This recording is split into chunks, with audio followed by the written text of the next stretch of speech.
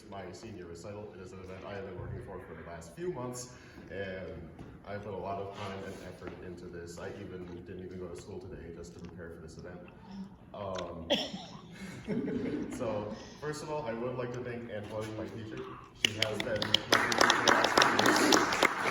I would also like to thank Dave Norman. He is my piano accompaniment today. He has also accompanied me for probably the last 2 years, I would say. Third, I would also just like to thank the JSO for hosting this event and putting the time and effort into putting this on. And finally, I would just like to thank my family who sits in the front row right here, mainly for supporting me throughout this event. Oh, I didn't even know you were here.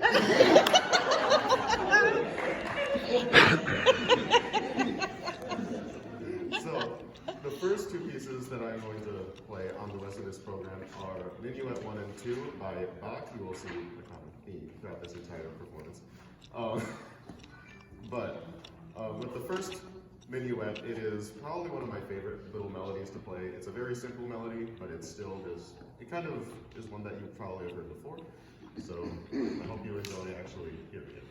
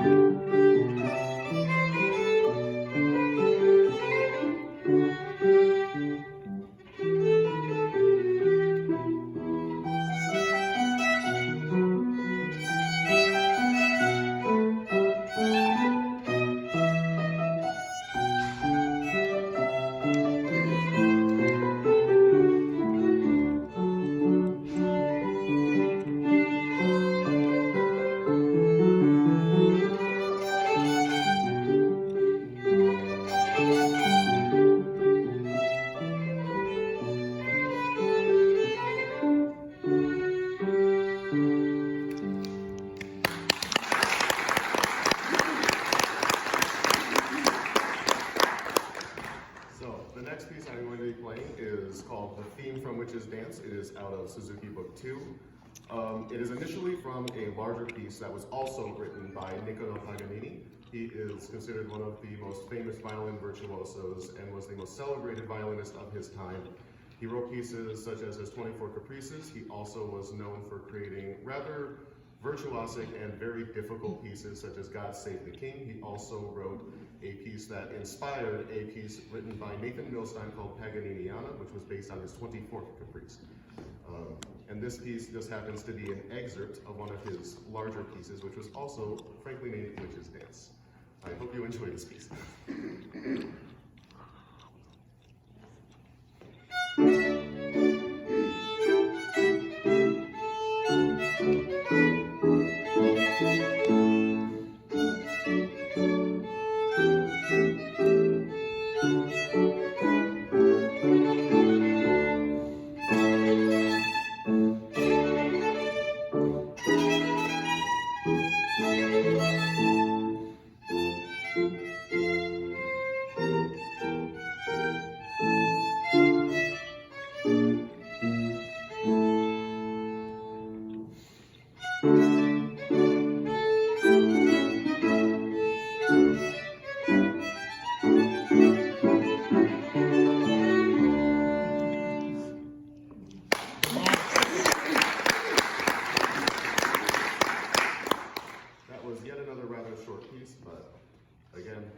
Suzuki Book 2. The pieces are not meant to be played very long. They are also not full pieces. The third piece is actually a full piece that I personally enjoy writing a lot. It was written initially by Antonin Dvorak. He was a Romantic era composer, as far as I know. And he wrote this piece. It is also nicknamed 8 Humoresques in D major. But it also does have one section in particular that stands out because it is actually written in D minor. So it switches tone midway through the piece, and you will probably hear that stand out quite a bit. So this is Humoresque.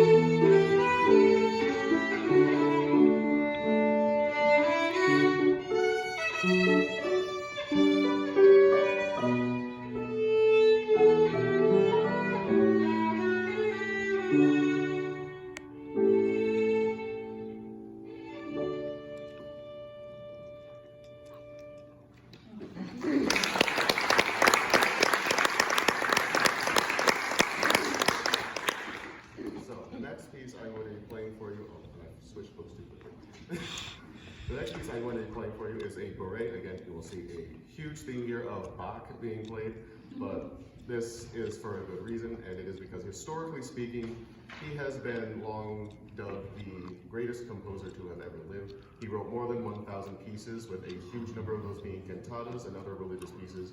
And one piece that I'm playing later will also be what I would consider one of the main reasons why he would be considered the best composer of all time, and that would have also swayed my opinion. But this piece in particular has two different sides to it. One is a much quicker, more happy tone written in G major. The second part is a little slower and more dramatic and is written in G minor.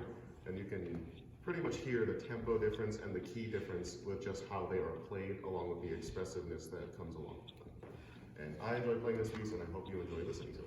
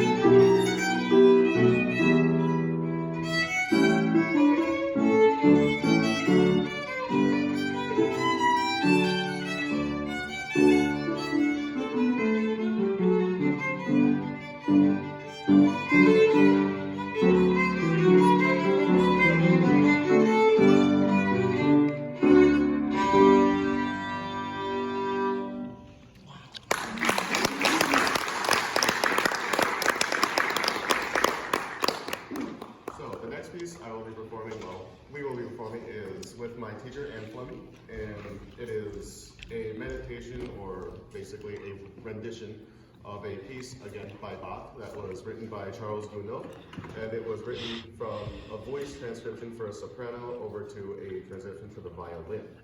And this piece in the first half is played solo with the piano. The second has another voice that joins in, which is the second violin part, which is played under the first violin, which will be played by Anne Fleming. And this is the only way we could actually fit in a duet. Yeah, I'm excited to get to play this duet. And if I can just boast a little bit about Ian for a minute before we start the song. He has been such a treat to have as a student, and I'm sure you can already tell why just in listening to him play. It's not every student is able to express the music and make it really speak and sing. I mean, every student's unique. They all have their own strengths, but I think one of Ian's great strengths is he is really able to draw out the expression, the heart of the music, and that's not all of that can be taught. Looking at other music teachers in the room, you could probably agree that you can teach so much with expression, but some of it has to come from within. And I feel like Ian has such a gift of bringing the expression to a song, the heart to the song, to really be able to make the music speak. You've heard a bit of that already, but I'm very looking forward to the pieces to come too, where you really get to see his dynamic and his ability to express and bring heart to the music. And just one more thing on that is, so many of his musical ideas he brought to the table. I bring some suggestions sometimes, but he really brings himself to the music. He brings his own ideas, and I think he's got such a natural musical intuition that it really makes the songs come to life. So thank you. Sorry, had to close a little bit. All right.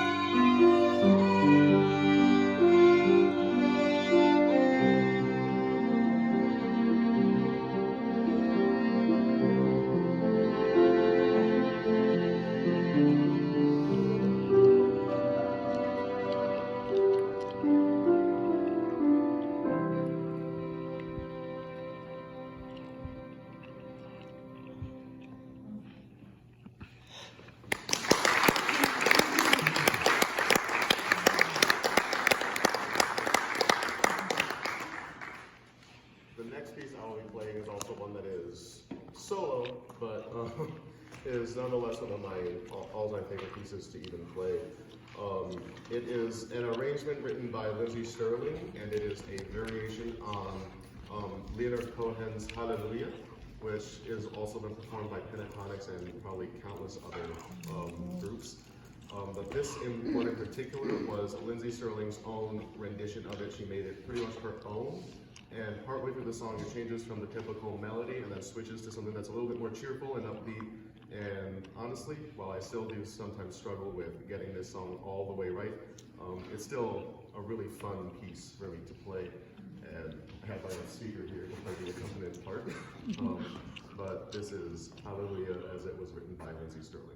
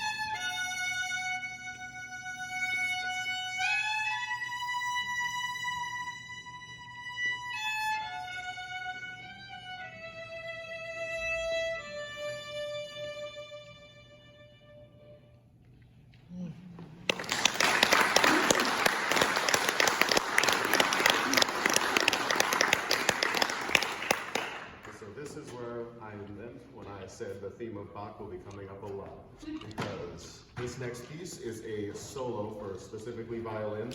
There is no accompaniment for this piece. It is Bach's first sonata for violin solo, and it was written in G minor initially, although my music notated in D minor. This piece is one of the most complex and difficult pieces that I have ever learned, and to be completely honest, I still have not fully mastered it. I'm still pretty much learning it, but that doesn't mean very much when it comes to the fact that this is why I would consider Bach to be at least one of, if not the best composer to have ever lived. Because with this piece, you remove even one note from the sequence of notes that is being played, it doesn't sound right. You even just change one of the notes, and you can tell because it just stands out so much. So with this one, you might hear that because I still do make mistakes. Every musician makes mistakes. It's nothing big. But it is still a piece that I feel still comfortable with performing nonetheless. And I hope you enjoy this as much as I personally enjoy playing this.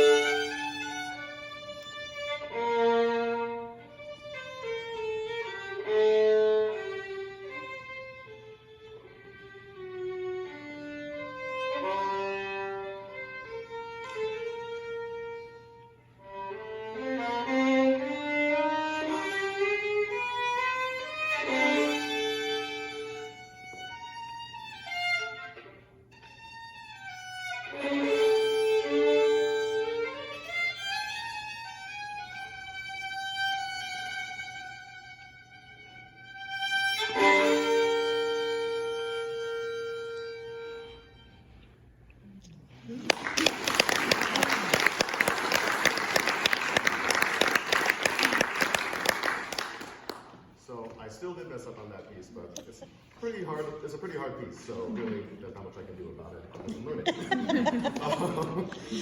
That one I am still doing for a performance in May, although that one I will probably be learned completely by that point. Right now, it's just still a piece that I am proud to say I am learning, and that I am still going to do most of it to even plan. With this next piece, it is a concerto by, I believe the man's name is Friedrich Seitz. He wrote a series of concertos which are used in the Suzuki Book 4. This first one is an excerpt from his Concerto No. 2 in G major. It is the third movement, or the final movement, and it has a rather good number of different parts to it, and we just thought that it was a good closer out for this entire senior recital. This is the final piece on the entire program, and I hope you enjoy it.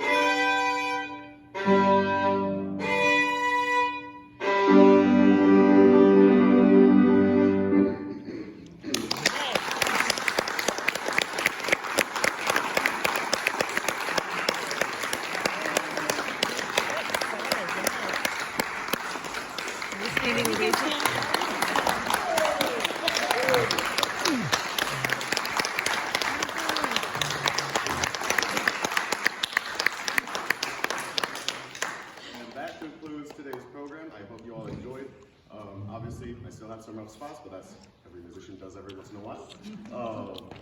And we do have some refreshments over there. There are, I think, 60 cookies, which might be enough for everyone. But that concludes the entire thing, and I hope you enjoyed. Thank you very much for having me. Thank you.